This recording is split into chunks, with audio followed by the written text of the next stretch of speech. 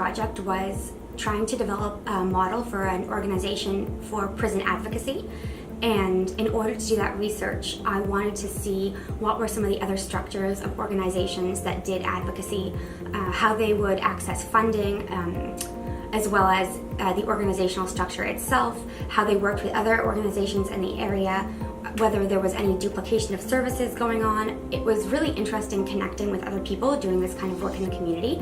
There was a lot of very exciting projects going on.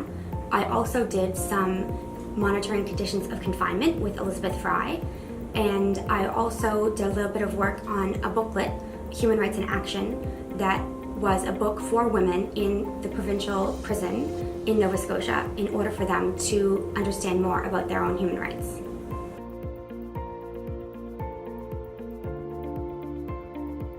Definitely spending time with the women who are incarcerated, as well as the women who do work in advocacy for the women who are incarcerated.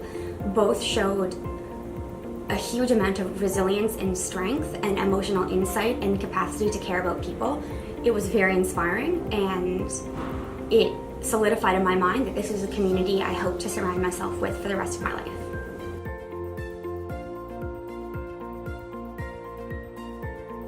There's a number of different facets of skills that were important to do this work, and only some of them are legal skills. So, for instance, administrative law is a very helpful framework with which to engage in doing prison advocacy.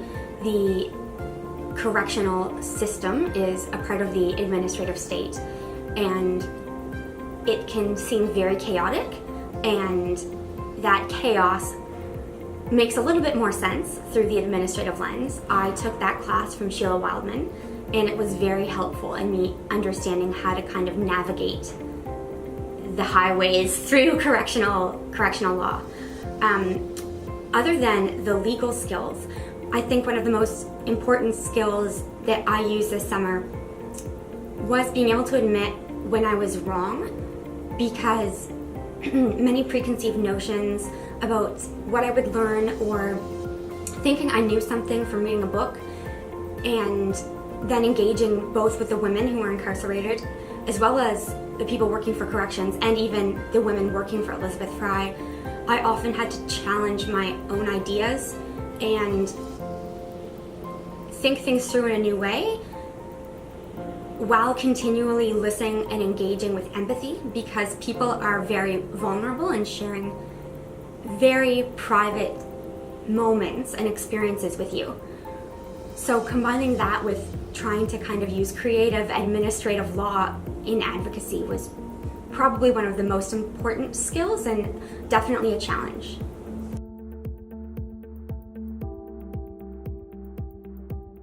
Get involved in the community. There are so many interesting things going on both in the Dal-Law community, the broader Dalhousie community, and then just the broader Halifax, Nova Scotia community. There are incredible people organizing really interesting projects all the time. If you already have a connection with a community, they can first of all let you know to apply for this internship in projects that they want you to apply for specifically. I think you're more likely to get the internship if you're already embedded in a community organization. And once the internship is done, you just get to keep seeing the effects of your work.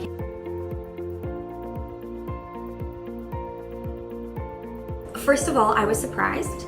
The title Academic Excellence can be a little bit daunting, and I'm not sure if I expected that that's a title that somebody would give to me as a label.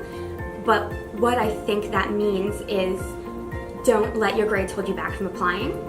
If you have a project and you're excited about it, or you work in an organization and you're excited about it, go for it, apply. It doesn't matter really what your grades are so much as how interested you are in doing the work that you've applied for.